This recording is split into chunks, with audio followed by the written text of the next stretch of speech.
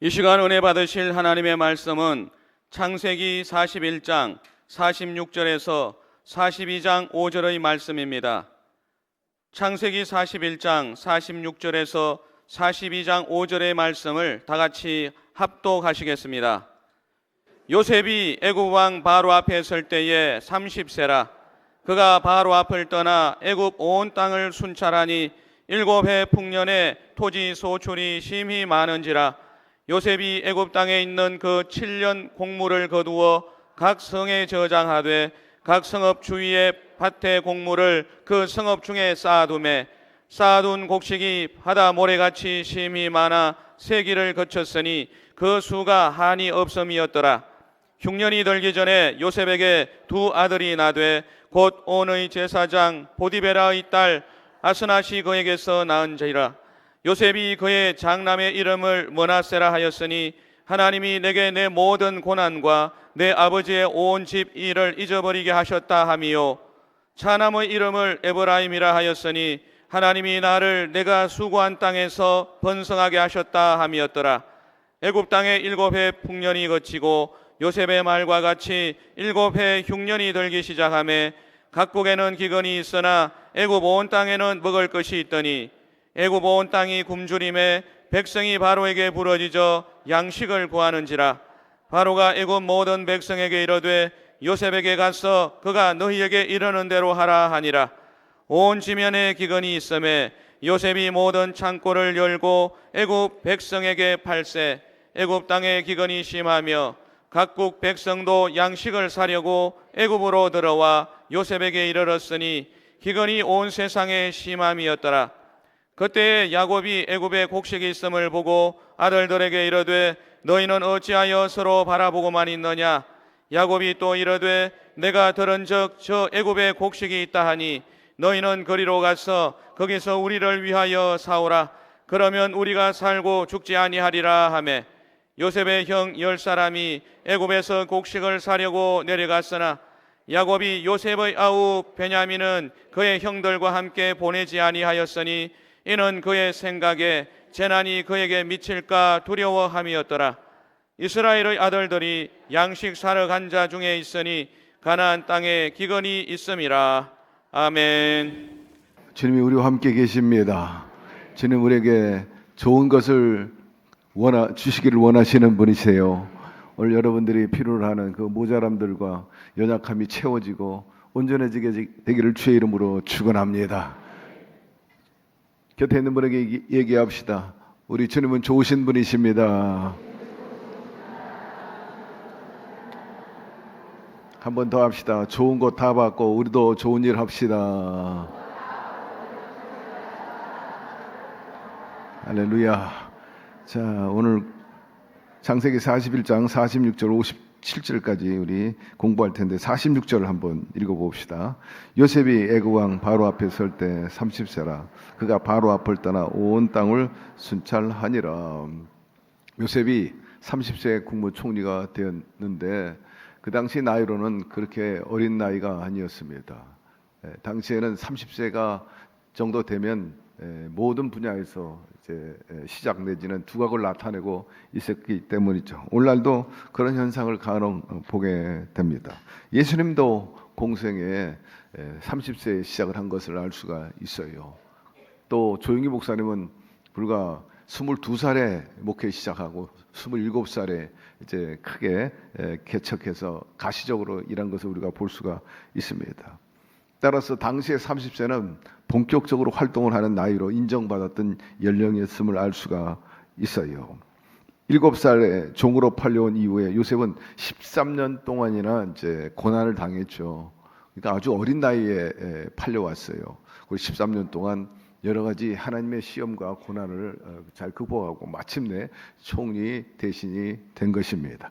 47절 49절 7해 풍년에 토지 소출이 심히 많은지라.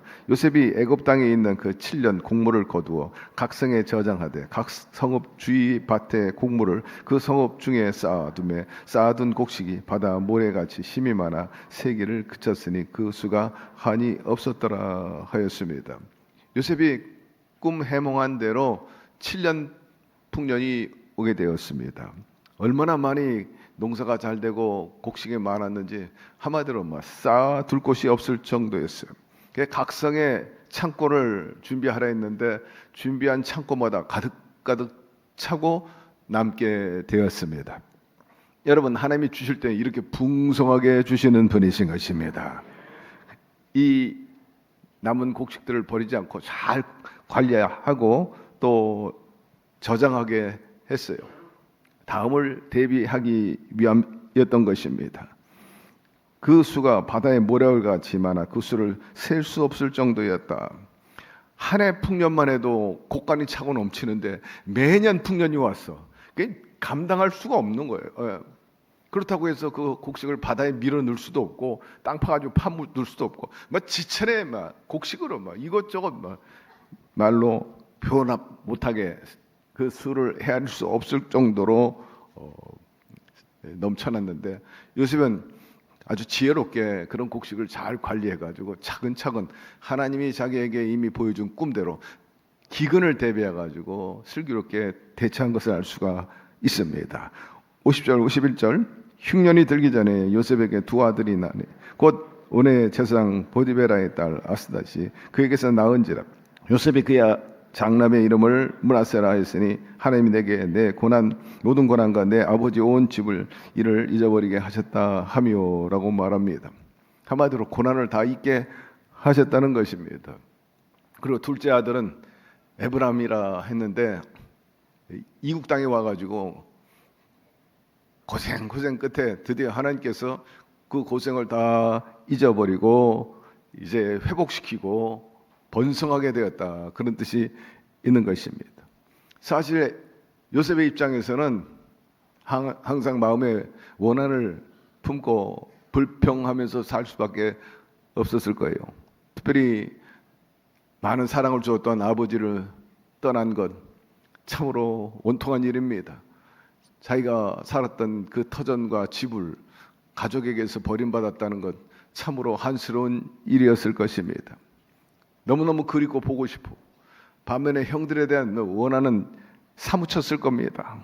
그 슬픔 가슴 아프게 하였지만은 그럼에도 불구하고 이제는 모든 고통을 잊어버리게 되었다. 전적으로 하나님의 은혜였던 것입니다. 그 은혜로 말미암아서 그 모든 것들을 다 잊어버릴 수 있게 되었어요. 그것은 바로 안정된 가정을 가졌고 자식을 얻었기 때문인 것입니다. 가정을 가지고 또 자녀를 둔 것으로 그치지 않고 사회적으로도 출세하지 않았습니까? 그러니까 다 옛것은 다 묻어버려 갈 수가 있어요. 한마디로 옛말하며 살게 됐죠. 여러분도 그렇게 되기를 주의 이름으로 축원합니다. 52절 차남의 이름을 에브라임이라 하였으니 하나님이 나를 내가 수고한 땅에서 번성하게 하셨다 함이더라 하였습니다. 요셉은 둘째 아들의 이름을 에브라임이라 그렇게 말했습니다. 에브라임은 내가 수고한 땅에서 번성하게 하였다 하는 뜻이라 본문에 언급을 하고 있어요. 여기는 이제 신앙 고백이 담겨져 있는 거죠. 하나님께서는요, 우리가 고난과 역경, 그 슬픔과 탄식과 원한 속에 지속적으로 살기를 원치 않습니다. 왜냐하면 그런 것들이 자기 몸을 찌르는 가시가 되고 또 독이 되기 때문인 것입니다. 여러분, 하나님께 내어 맡기며 살게 되기를 바랍니다. 내가 그 원한 품고 간다고 해서 하나 해결되는 건 아무것도 없어요. 왜? 생사화복은 야훼 하나님께서 열어주시기 때문인 것입니다. 그러면 그런 것들은 강물에 보내게 되기를 바라고 내일에 대한 복받을 수 있는 준비하는 것이 훨씬 생산적이야. 쓸데없는데 여러분 사로잡히고 스스로 괴롭고 고통스럽게 할 필요가 없어. 보다 나은 내일을 향해서 힘차게 또 믿음으로 신고 기대하며 나가면 하나님께서는 그와 비교할 수 없이 요셉에게 복을 준 것처럼 우리에게도 그리하여 주실 것입니다. 무엇보다 예수 믿는 사람들에게는 하나님께서 축복한 건 다름 아니에요. 끝이 좋다는 것입니다. 믿지 않는 사람들 처음엔 잘 되는 것 같고 승승장구하는 것 같아. 사회적으로도 굉장히 관심을 받고 인기가 좋은 것 같지만 끝에 가가지고 망조가 든 사람이 한두 사람이 아니에요. 그러나 예수 믿는 사람은 처음 고초를 당했지만 하나님 잘 섬기고 믿음으로 따라가게 되면은 그 고초를 축복으로 변하게 해 주시고 은총을 베풀어 주셔서 반드시 좋은 결과를 허락하여 주십니다. 그러므로 하나님을 사랑하는 자, 그 뜻대로 부르심을 입은 자들에게는 모든 것이 합력하여 선을 이루느니라. 이것이 특정인에게만 주어지는 게 아니라 하나님을 믿는 우리 모두에게 허락해 주실 것입니다. 여러분들 이런 복을 누리게 되기를 바랍니다. 53절, 55절 애굽 땅에 7해 풍년이 그치고 요셉의 말과 같이 7해 흉년이 일기 시작하며 각국에는 기근이 애굽 온 땅에는 먹을 것이 있더니 애굽 온 땅이 굶주림에 백성이 바로에게 부르짖어 양식을 구하는지라. 바로가 애굽 모든 백성에게 이르되 요셉에게 가서 그가 너에게 이르는 대로 하라 하니라 합니다. 요셉이 예언한 대로 7년 동안 차고 넘치는 결과를 가져온 풍년을 이루게 되고 이후에 흉년이 오리라 하였으므로 그 예언대로 그대로 이루어지게 된 것입니다. 1년 흉년도 감당할 수 없는데 내리 7년 또 흉년이 오니 완전히 반전돼 버리고 맙니다. 쌓아놓은 것 하나하나 다 꺼내 먹어도 이제는 모자랄 판이에요. 예, 먹는 게 무섭기 때문입니다. 따라서 이제는 집집마다 그리고 그 성에 나라마다 이제는 난리가 난 겁니다. 아우성 치는 거예요. 우리에게 밥을 달라, 먹게 해달라. 사실 정치 목적은 다름 아니라 백성들 배부르게 하는 것입니다. 그런데 먹을 게 떨어졌어요. 또 누구한테 갑니까? 바로 통치하는 사람한테 가는 거예요. 도대체 정부가 뭐 하는 거냐?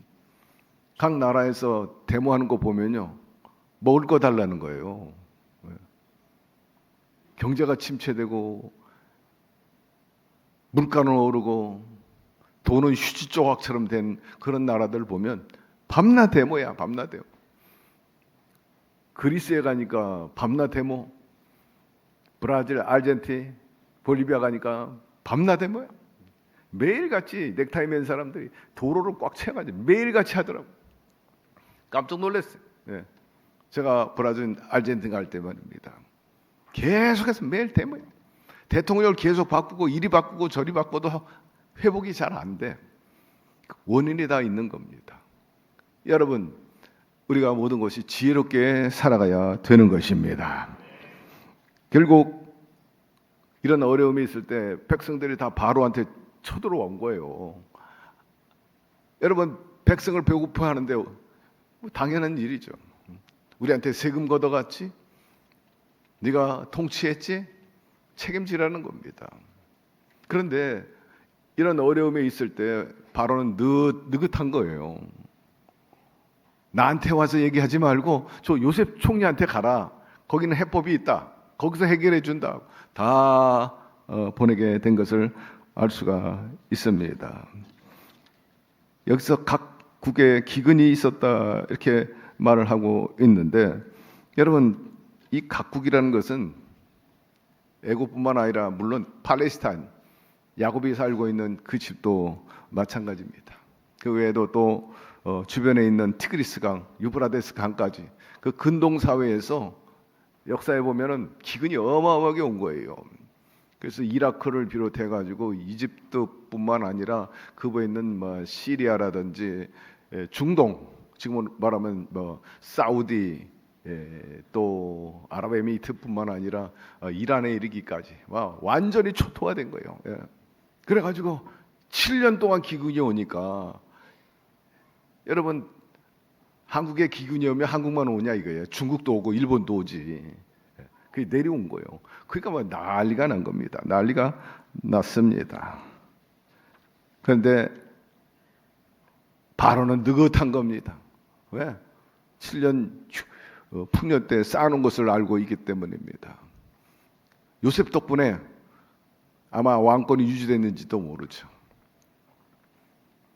여기서 우리가 알 수 있는 것은 사람 하나 잘 쓰면요, 나라와 또 개인과 가정이 복을 받게 되어 있습니다. 그렇기 때문에 대통령과 또 정치인들 잘 뽑아야 되고요. 또한 가장도 잘 뽑아야 돼요.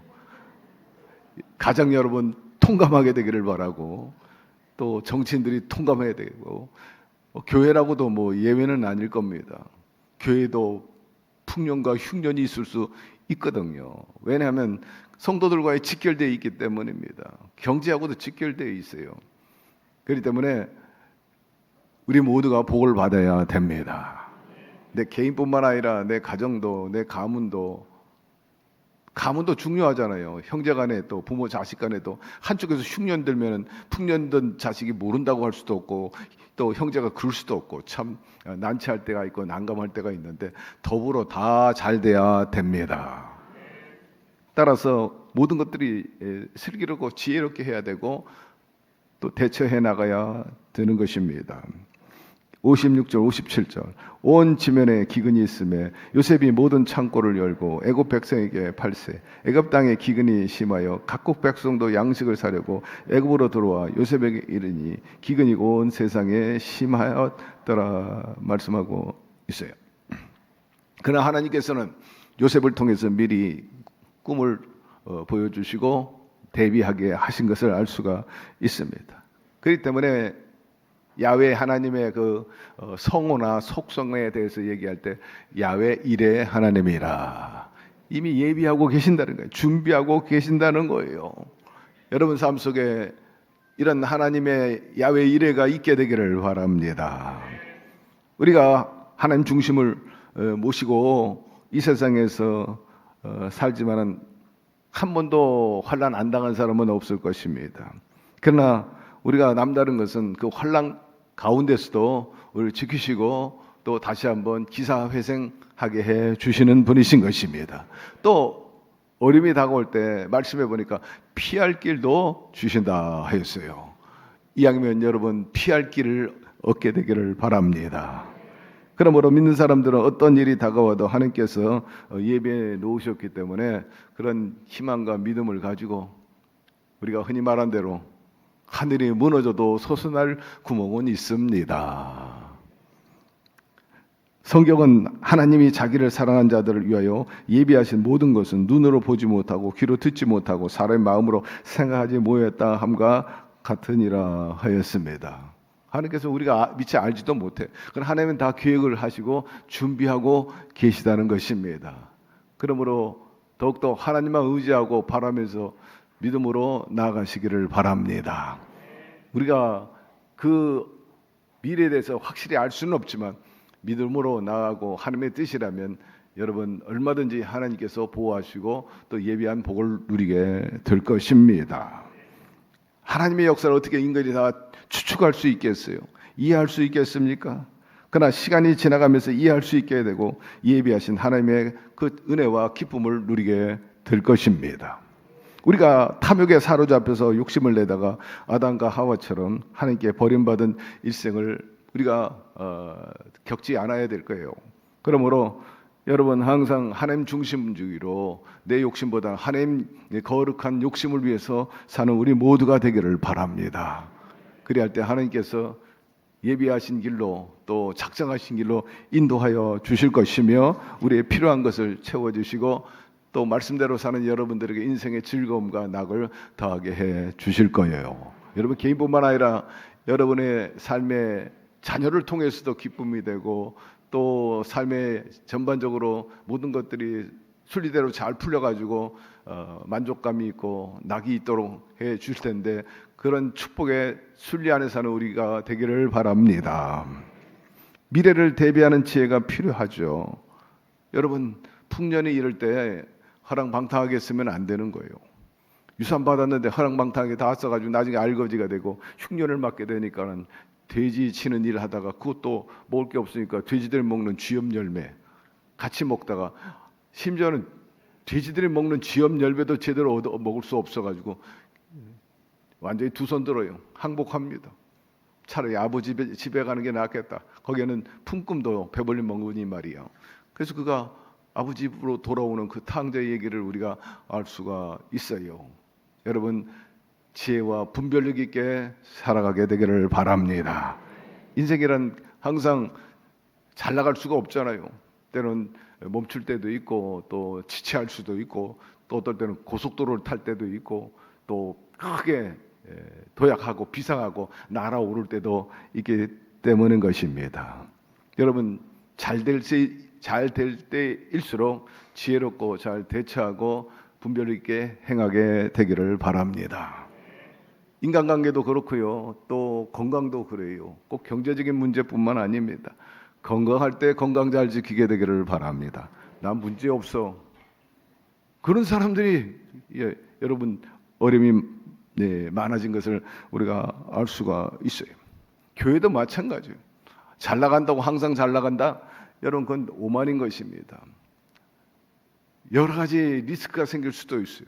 사회적인 리스크, 경제적인 리스크 말입니다. 그때를 또 예비해야 됩니다. 흥청망청 그렇지 않아요. 특별히 교회는 더 책임감 있게 잘 운영해 나가야 되기 때문입니다. 교회는 크게 두 가지인데 인프라 그리고 또 소프트웨어, 하드웨어가 균형 있게 발전돼야 돼요. 교회 참 훌륭하다, 좋다. 사람들이 얘기합니다. 와, 뭐 훌륭한 건물에 각종 시스템이 잘 돼 있고 또 멋지고 격조가 높고 에어컨도 빵빵하게 나오고 편의시설도 많고 좋은 교회는 틀림이 없어요. 그러나 그것이 온전한 교회라고 말할 수 없어요. 소프트웨어가 좋아야지. 영성이 좋아야 되고요. 여기서 참으로 아름다운 열매가 많이 맺혀져야 되고 뿐만 아니라 피차간에 서로 인간성도 좋아야 되고요.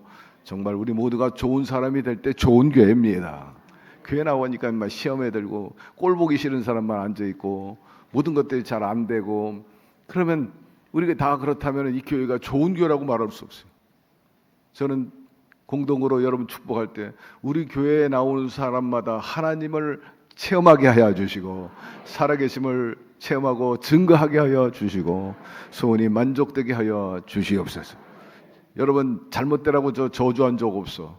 여러분 자식들도 잘 되라고 말하고 여러분 생업도 잘 되기를 바라고 여러분 장수하기를 바라고 우리 하나님이 여러분을 향한 뜻 그대로 전할 뿐인 것입니다. 여러분 그렇게 되기를 주의 이름으로 축원합니다.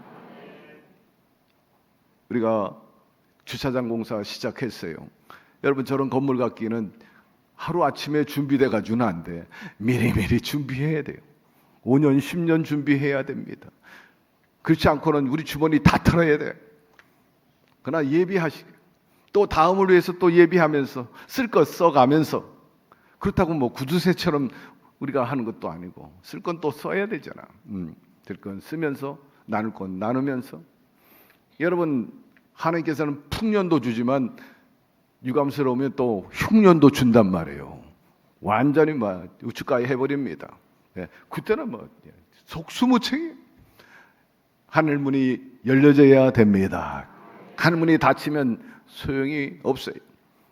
돈을 많이 벌었어. 여러분 구두쇠가 되면 안 되는 거예요. 쓸 줄 알아야 되는 거지. 드릴 줄 알아야 되는 거죠. 그게 균형 있고 잘하는 거예요. 여러분 무엇보다 인생과 그리고 신앙 삶에 또 여러분의 가문에 항상 흐름이 좋고 풍족하게 살게 되기를 주의 이름으로 축원합니다. 때로는 악재가 들어오면요 사기당하잖아요. 보이시피싱에 당하고 또 질병으로 인해서 누수 현상이 너무나 많은 거예요. 투자에 실패한다든지 뭐 한순간에 날아가는 것을 우리가 알 수 있는데 여러분 이런 리스크에 빠지지 않도록 늘 깨어있게 되기를 바라고 하나님 관계, 인간 관계 잘하게 되기를 주의 이름으로 축원합니다. 뿐만 아니라 단순한 경제 얘기가 아니라 하나님이 역사를 주관하신다는 것입니다. 그러므로 지혜롭게 우리가 반응해야 돼요. 모든 상황 속에서는요 반드시 하나님의 뜻이 있습니다. 우연은 없어. 다 하나님의 뜻이 있고 섭리가 있는 거예요. 그 뜻 안에 부합되게 사는 우리 모두가 되기를 바랍니다. 지혜로운 리더십이 또 중요해요. 요셉은 꿈 해몽만 한 게 아니라 바로 문제 인식을 하고 해결 전략을 세웠죠. 그리고 입으로만 말하고 그치는 게 아니라 실행했다는 거예요. 여러분 구체적인 여러분의 남은 생애에 계획을 세우게 되기를 바랍니다. 비전을 갖게 되기를 바랍니다. 꿈을 꾸게 되기를 바랍니다. 여러분 남은 생에 내가 어떻게 하겠다. 또 이것은 꼭 해야 되겠다. 뭐 그런 거 있지 않겠어요? 그것을 계획하고 그런 의식을 가지고 또 실행하며 살다면 후회함이 없이 얼마든지 기쁨으로 살아가게 될 것입니다. 그런 지혜와 계획을 가지고 또 대책을 마련하면서 나가도 요셉이 애굽을 살릴 뿐만 아니라 자기 가족들도 살리고 이웃 나라도 살리는 아주 선한 열매를 맺게 되었습니다. 진정한 리더십은 다른 게 아닙니다. 방향과 함께 대안을 제시하는 거죠. 간혹 사람들 친구 간에 또 혹은 공동체 안에 문제만 이야기하고 문제만 지적합니다. 그건 슬기롭지 못해요. 리더는요, 문제와 더불어서 대안을 제시해야 됩니다. 여러분도 마찬가지. 이것 해주세요. 요청은 막 해. 대안도 그거는 이렇게 했으면 좋겠습니다 라는 대안까지 한다면 훨씬 바람직한 제안이 될 것이고요. 그 해법이 나오게 될 것입니다. 요셉은 바로 해몽과 더불어서 차근차근하게 모든 계획과 또 의식을 가지고 진행해서 이런 아름다운 결과를 가져오게 된 것입니다.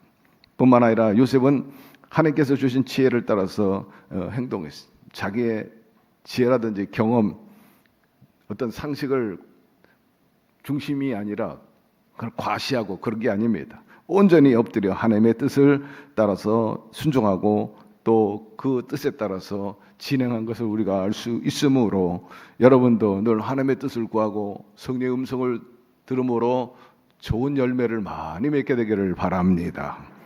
그리고 위기는 준비된 자에게 오히려 기회가 된다는 것을 알 수가 있어요. 흉년이라는 것은 모든 사람들에게 있어서 참으로 재앙이었죠. 그러나 요셉은 오히려 높아지는 계기가 된 거예요. 모든 사람이 악재를 만나고 고통을 당하고 있는데 요셉은 그 가운데 높임을 받았다.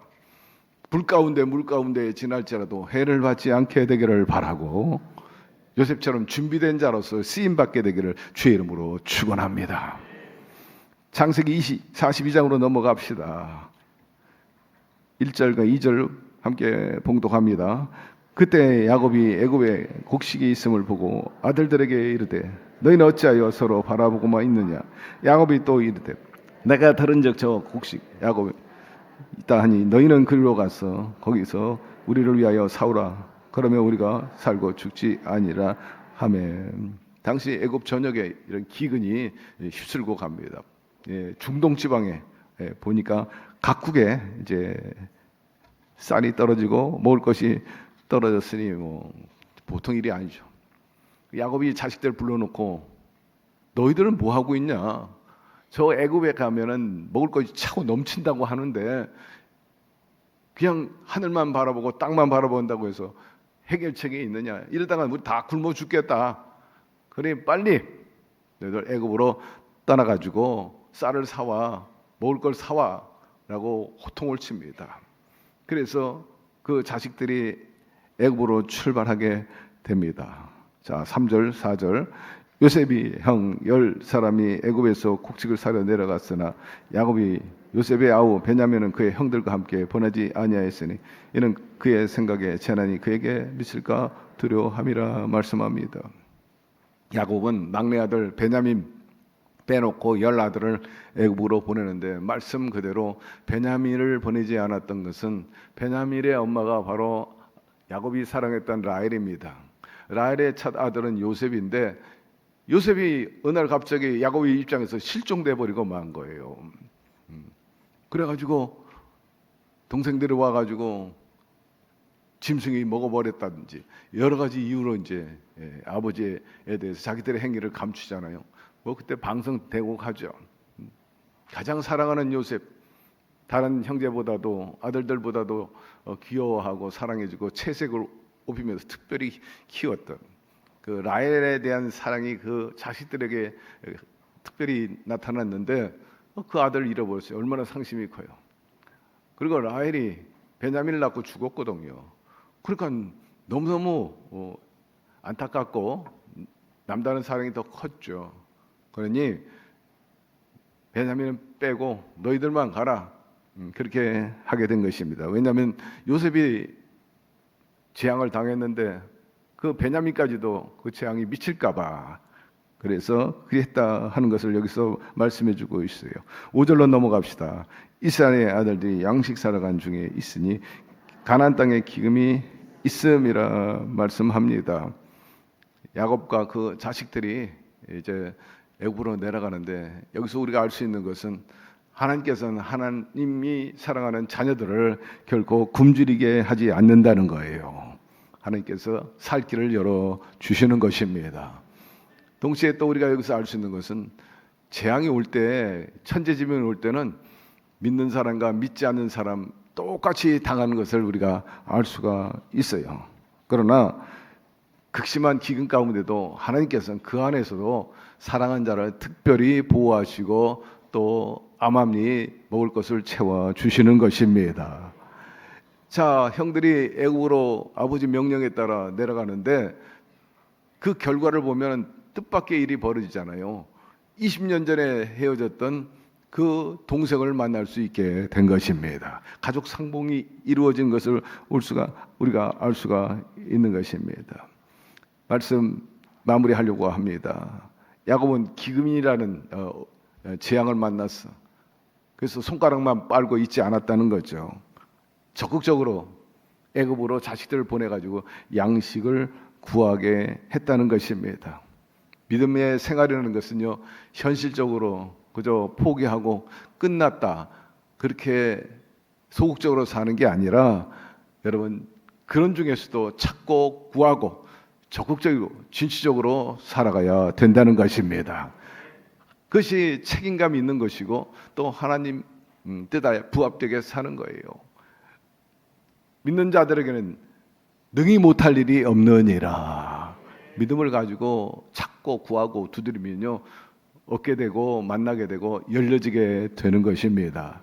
그러므로 비록 우리가 어려움을 당한다 할지라도 그 어려운 현실을 부정하지 말고 하나님이 여전히 우리 가운데 함께 계심을 믿고 하나님의 지혜를 구하면서 대체해 나가서 마침내 문제 해결을 얻게 되기를 바랍니다. 하나님이 준비하신 길로 가게 됐는데 요셉이 종으로 끌려간 것이 재앙이 아니었다는 것을 알 수 있어요. 오히려 애굽 총리 되는 지름길로 나간 셈이지 않습니까? 그러므로 우리는 도무지 알지 못하고 상상하지도 못해 생각하지도 못해 그러나 하나님께서 이미 앞서서 준비하고 계시는 분이라는 것입니다. 길을 만들고 계셨죠. 자리를 만들고 계셨다는 거예요. 우리에게도 그런 역사가 있기를 바랍니다.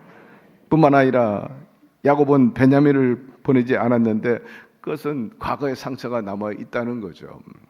사실 우리도 마찬가지예요. 오늘날 살아오면서 나름대로 다 상처와 아픔이 있을 것입니다. 그리고 그것이 두려움과 집착으로 트라우마로 나올 수 있다는 것을 우리가 알 수가 있는 거죠. 그러나 여러분 그 모든 것들을 하나님께 내어 맡기게 되기를 바랍니다. 끝까지 하나님의 뜻을 구하고 말씀대로 옳게 살면 하나님께서 반드시 그 상처를 지울 뿐만 아니라 또 오히려 그것이 옛말이 되고 디딤돌이 될 수 있도록 역사해 주실 것입니다.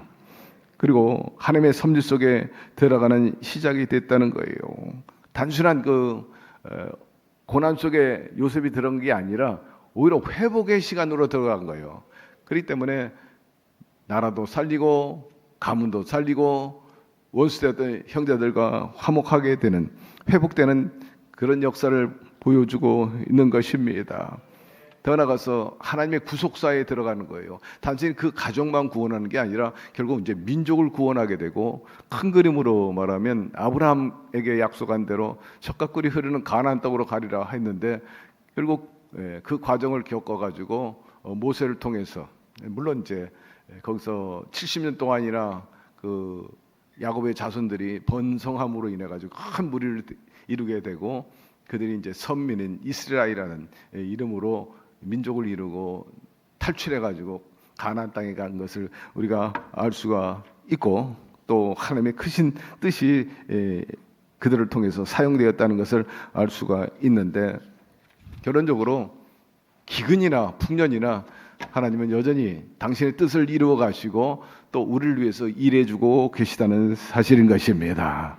그러므로 여러분, 항상 하나님은 사람을 통해서 구원의 역사, 축복의 통로로 삼으신다는 사실을 알고 오늘도 일하시는 그분에게 있어서 선택받아 가지고 여러분들을 축복의 통로로 쓰도록 또 쓰임 받게 되기를 주의 이름으로 축원합니다.